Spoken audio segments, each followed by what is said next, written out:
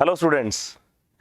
उम्मीद है कि आपने अपना सिलेबस जो था बच्चे वो बिल्कुल एंड पे लाके उसको रिवाइज भी कर लिया होगा, सब चीज़ें कवर अच्छे से कर ली होंगी। जो भी आपके पॉइंट्स थे, वीक पॉइंट्स, उनको भी आपने कवर कर लिया। अब 7 तारीख को हमारा फाइनल एग्जाम है और उसके लिए हमारे एडमिट कार्ड भी आ चुके हैं।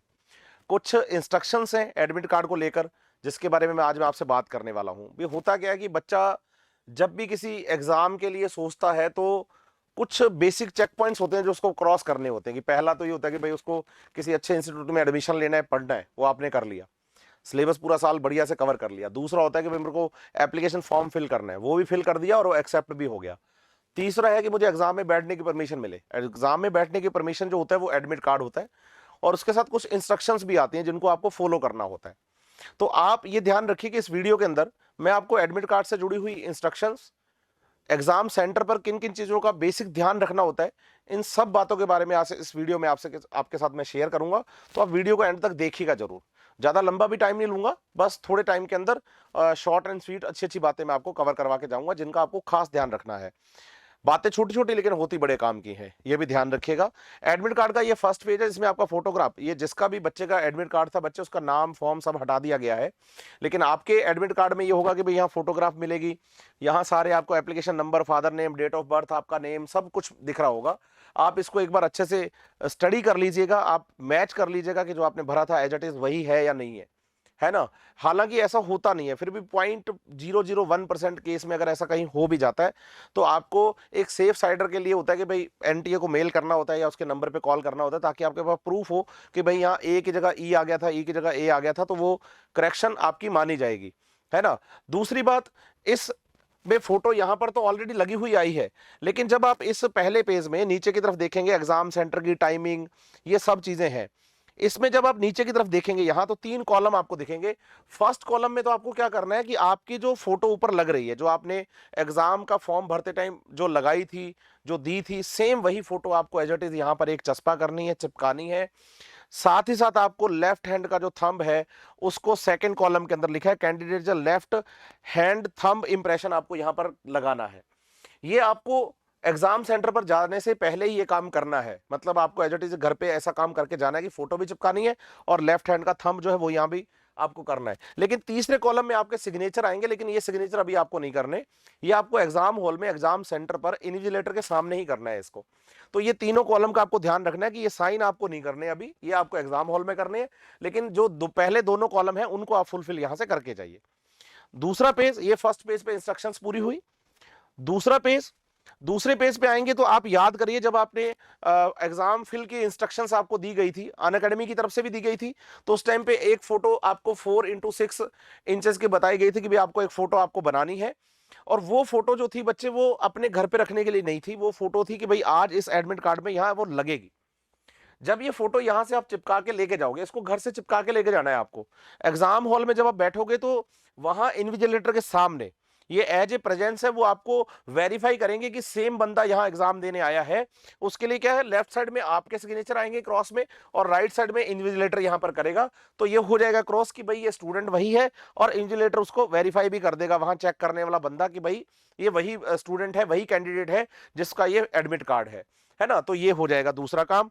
फिर उसके बाद अगर इसी पेज में हम देखें तो नीचे आपको इन्विजिलेटर के सिग्नेचर का कॉलम भी दिखेगा और आपका भी सिग्नेचर का कॉलम दिखेगा, लेकिन यहां सिग्नेचर नहीं करना है अभी। इस पेज पे सिर्फ आपको फोटो ही चिपका के लेके जानी है ना। और ध्यान रहे कि ये सिग्नेचर भी आपको वहीं एग्जाम हॉल में इन्विजिलेटर के सामने ही करने हैं। इस कॉलम के ठीक नीचे कुछ इंस्ट्रक्शंस हैं। इंस्ट्रक्शंस में सिंपल बात है कि एडमिट कार्ड में 3 पेज है, आपको तीनों पेज लेके जाने हैं।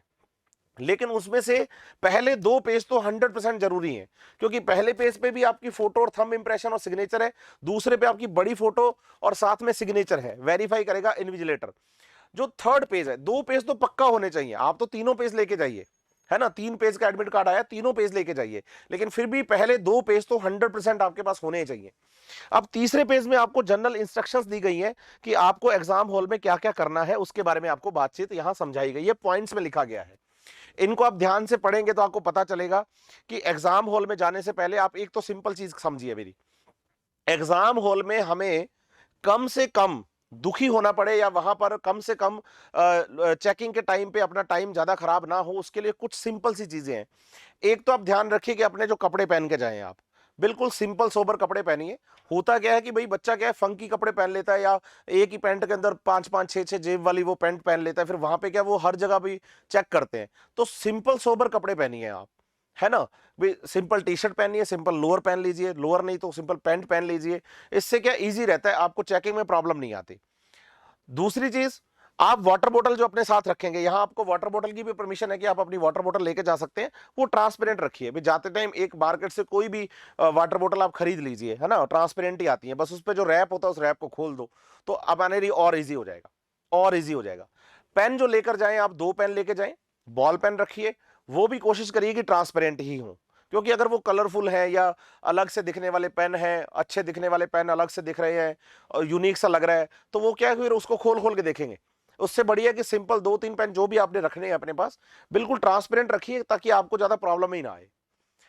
तीसरी चीज, यहां आपको आपके साथ एक आईडी प्रूफ रखना पड़ेगा। वो आपकी वोटर आईडी, आपका आधार कार्ड, आपकी 12th की मार्कशीट, कुछ भी हो सकता है, क्योंकि जो मिनिमम एलिजिबिलिटी की हम बात करते हैं, बच्चे नीट के एग्जाम के लिए 12th पास आउट स्टूडेंट देता है, तो 12th की मार्कशीट हो सकती है, आधार कार्ड हो सकता है, वोटर आईडी हो सकती है।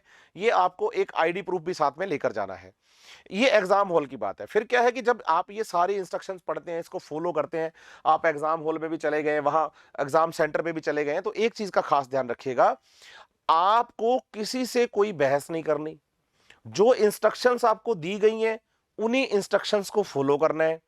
होता क्या है कि भाई कहीं ना कहीं हो जाता है कि भाई ईगो फैक्टर रहता है ना, एक भी किसी ने कह दिया कि रुको बेटा रुको, अभी आगे वाले जा रहे हैं, आपको अभी नहीं निकलना, तो हम थोड़ा सा उसको दिल पे ले लेते हैं। आपको उस दिन बिल्कुल कूल एंड काम रहना है। सामने को गार्ड दिख रहा है, आपको कोई इन्विजिलेटर दिख रहा है, या कोई आता हुआ कोई बड़ा रिस्पेक्टेड कोई भी बंदा दिख रहा है, आप गुड मॉर्निंग विश करिए स्माइल के साथ। नहीं भी करना चाह रहे मत करिए, लेकिन आप किसी से कोई बहस में मत पड़िए, किसी बात की बहस में मत पड़िए। किसी दूसरे कैंडिडेट के साथ या किसी और के साथ कोई बातचीत चल रही है वहां पर, तो उसमें बिल्कुल खुद नहीं घुसना, क्योंकि फिर क्या होता है क्या कि हमारी इंडियंस की नई प्रॉब्लम है बेसिकली, क्या है, हम रिग्रेट करते रहते हैं काफी टाइम तक उस चीज को लेकर के, यार ये थोड़ा सा गलत हो गया, है ना। तो मैं चाहूंगा कि भाई मेरा जो स्टूडेंट है वो 3 घंटे 20 मिनट सिर्फ एग्जाम पेपर पर फोकस करे, वो दूसरी चीजों पर किसी पर फोकस ना करे। तो कूल एंड काम रहिए, इस बात का खास ध्यान रखिए। और सिंपल चीज है, वेयरिंग जो करनी है कपड़ों की या सब चीजों की, वो बिल्कुल रिलैक्स रहना है। दूसरी चीज जो सबसे इंपॉर्टेंट मुझे लगती है वो ये है, बहुत सारे बच्चों के जो सेंटर्स हैं वो आउट ऑफ द सिटी हैं। जैसे फॉर एग्जांपल आज मैं बात करूं, मैं कोटा में खड़ा हूं, कोटा के अंदर ही बहुत सारे बच्चे हैं जिनका आसपास 200 100 150 किलोमीटर की दूरी पर उनके एग्जाम सेंटर आए हैं। आपको करना क्या है कि जैसे एग्जाम 7 तारीख को है, आप 6 तारीख को वहां पहुंचिए। आपका जो भी स्कूल है, जो भी कॉलेज है, जो भी एग्जाम सेंटर है, उसे एक दिन पहले विजिट जरूर करके आए, मेन गेट तक जरूर जाके आए, देख के आए कि भाई कैसा माहौल है, कितना टाइम मुझे, मैं यहां पर रुका हुआ हूं, इस होटल में मेरा स्टे है या यहां मेरे रिलेटिव्स हैं इनके घर पे रुका हूं, तो वहां से मेरे एग्जाम सेंटर तक पहुंचने में कितना टाइम लगेगा, किस टाइप का व्हीकल मुझे लेकर जाना है, किस व्हीकल की हेल्प से जाना है, एग्जाम सेंटर कैसा है, ताकि आप क्रॉस चेक कर पाए। और कल जब आप जाएंगे एग्जाम देने के लिए, तो आपको कुछ नहीं करना, बस सीधा एग्जाम सेंटर पहुंचना है और आपकी एंट्री करवानी है। आपके लिए सिस्टम थोड़ा स्मूथ रहेगा, क्योंकि एक दिन पहले वहां भीड़ नहीं मिलेगी इतनी ज्यादा, लेकिन नेक्स्ट डे उस टाइम पे भीड़ बहुत होगी, है ना। तो उसमें फिर आप एग्जैक्ट सही तरीके से और सही टाइमिंग से आप पहुंच जाएं, क्योंकि इंस्ट्रक्शंस में ये बात भी लिखी है उन्होंने साफ साफ कि अगर एक बार गेट बंद हो जाता है तो फिर दोबारा एंट्री नहीं देते वो। तो इसका भी ध्यान रखिएगा कि आपका अगर exam centre out of the city है, आपकी लोकल सिटी जहां आप रहते हैं वहां से कहीं बाहर है, तो एक दिन पहले जाकर जरूर देख कर आए। साथ ही उन्होंने ये भी लिखा है, जो बच्चे रिपीटर हैं उनको तो ये बात पता है, लेकिन जिन बच्चों ने पहली बार एग्जाम देने जाना है उनके लिए है कि भाई आपको एक्स्ट्रा रफ वर्क के लिए कोई पेपर नहीं मिलता वहां पर। जो आपका पेपर है ना, एग्जाम पेपर, उसी में ही आपको रफ वर्क करना होता है, स्पेस आपको मिल जाता है, उसी को स्पेस को यूज करना होता है आपको। दूसरी चीज, जब आप वहां से वापस निकलेंगे तो आपको आपकी ओएमआर शीट और आपका एडमिट कार्ड वहीं जमा करवाना है। बस आप अपना पेपर ही साथ में ला सकते हैं और कुछ नहीं। और एक इंपॉर्टेंट इंस्ट्रक्शन आपको मैं यहां देना चाहूंगा, जो कि पूरा साल बच्चा सुनता है, कि ओएमआर शीट की जब हम बात करते हैं तो ओएमआर शीट को बहुत केयरफुली आपको फिल करना है, अपनी इंफॉर्मेशंस को भी, क्योंकि वो स्कैन होती है तो इंफॉर्मेशन उसी तरीके से होती है। एक चीज जो सबसे इंपॉर्टेंट है, किसी भी इंस्टीट्यूट में बच्चा अगर तैयारी करता है, आज मैं अपनी बात करूं अनअकैडमी के अंदर, तो बच्चे का हम हर साल मतलब पूरा साल हम एग्जाम लेते हैं, पूरा साल एग्जाम चलते हैं उसके। अब उसको एक पर्टिकुलर क्या होता है कि वहां का रोल नंबर दिया हुआ होता है, तो बच्चा उसी को फिल करता है रोज, तो वो उसके दिमाग में क्या रोल नंबर छप जाता है, उसको लगता है बस यही मेरा रोल नंबर है। लेकिन आप ध्यान रखिए कि जो नीट के मेन एग्जाम का जो एडमिट कार्ड पर आपका रोल नंबर है बच्चे, वो रोल नंबर अलग है।